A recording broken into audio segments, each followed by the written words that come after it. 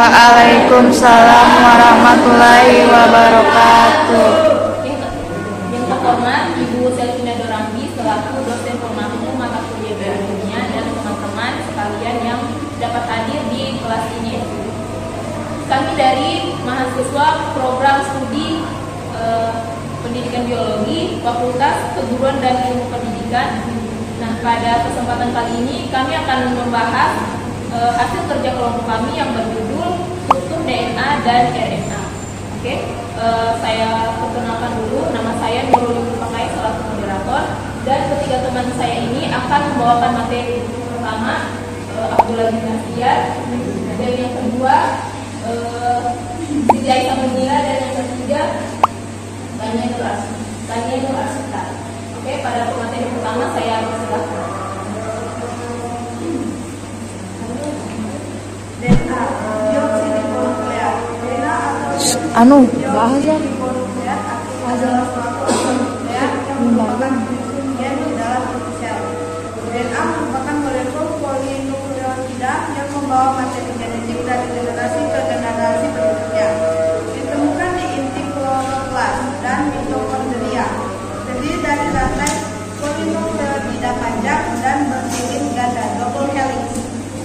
Rantai polinukleotida pada DNA. Satu, rantai polinukleotida pada DNA masing-masingnya tersusun atas gula, fosfat, dan basa nitrogen. Dua, gula pada rantai DNA adalah gula deoksiribosa. Yang ketiga, basa nitrogen pada DNA dibagi menjadi dua, yaitu basa purine dan basa pyrimidin. Basa purine yaitu adenin dan guanin. Basa pyrimidin yaitu sitosin dan timin. Baik, di sini saya akan menjelaskan tentang rantai DNA. Di sini bisa dilihat bahwa gula itu adalah bulan ini adalah fosfat, segi 5 ini adalah gula pentosa atau deoksiribosa, persegi panjang ini menghubungi ini namanya basa nitrogen. Jadi di dalam rantai DNA itu terbagi atas tiga, fosfat, gula, dan basa nitrogen.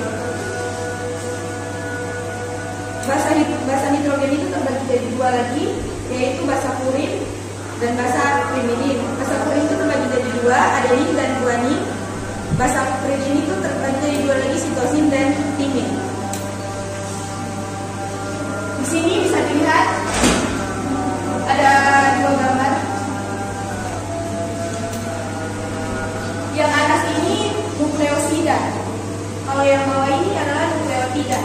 Nukleosida itu tersusun hanya dari gula dan basa nitrogen tanpa fosfat. Bisa dilihat pada gambar tadi ini bahwa gula ini adalah fosfat. Di nukleotida itu tidak memiliki fosfat. Bisa dilihat kan? Gula ini fosfat. Ini kan gula. Ini penghubungnya ini basa nitrogen. Bisa dilihat di sini dia tidak ada yang memiliki bulat begini. Jadi tidak ada kan? Jadi ini nukleotida dan ini nukleosida. Itu bedanya. Fungsi DNA, satu, membawa materi genetik ke generasi berikutnya. Dua, mengatur aktivitas sel. Tiga, melakukan sintesis protein. Empat, mensintesis senyawa lain. Bisa dilihat juga pada gambar di sini. Replikasi DNA ini terbagi jadi tiga. Satu, konservatif. Dua, semi-konservatif. Konservatif. Tiga, dispersif. Jadi di sini ini rantai DNA lama, yang warna biru ini rantai DNA lama, yang ini baru. Jadi kalau misalnya di konservatif itu dia membagi, tapi kayak maksudnya dia membuat rantai DNA baru. Yang ini semi konservatif ini dia membuka, tapi bergabung rantai DNA lama dan DNA baru. Dan di sini dia memiliki potongan-potongan. Dia tidak semua memiliki, maksudnya kayak garisnya ini tidak memiliki DNA lama dan DNA baru, tapi sepotong-sepotong. Bisa dipahami? Baiklah, saya akan menjelaskan tentang apa itu RNA. RNA itu merupakan bagian sel yang bisa dibilang hampir mirip dengan DNA. Sama juga tersusun dari fosfat, gula, sama basa nitrogen. Hanya saja pada basa nitrogennya pada bagian pirimidinnya digantikan oleh urasil. Bisa lihat di situ digantikan oleh urasil. Yang urasil itu yang warna ungu. Yang ini. Selain itu juga RNA ini RNA ini hanya terdiri dari satu rantai tunggal, sementara itu DNA tadi itu terdiri dari rantai double helix. Lalu berikutnya keadaan dari RNA ini berubah-ubah karena dia bertugas untuk mensintesis protein. Jadi saat sintesis protein itu sudah selesai, RNA lama itu akan dihancurkan kembali. Dan terakhir itu letaknya terdapat di sitoplasma, inti sel, dan ribosom. Yang selanjutnya adalah macam-macam RNA. Yang pertama itu RNA duta atau bisa juga dibilang mRNA atau RNA-D. RNA duta ini berfungsi sebagai pola-pola cetakan untuk mencetak asam-asam amino yang mana terdiri dari basa-basa nitrogen tadi yang dijadikan kodon atau informasi genetik untuk dikirim ke ribosom. Selanjutnya ada RNA transfer atau tRNA. tRNA ini bertugas mengikat dan mengangkut cetakan-cetakan tadi lalu mengirimkannya ke ribosom untuk diterjemahkan menjadi protein. Dan terakhir adalah rRNA atau RNA ribosom. Yang ini berperan untuk menciptakan sebuah unit ribosom baru untuk sebagai tempat sintesis protein. RNA ribosom ini juga dia berfungsi untuk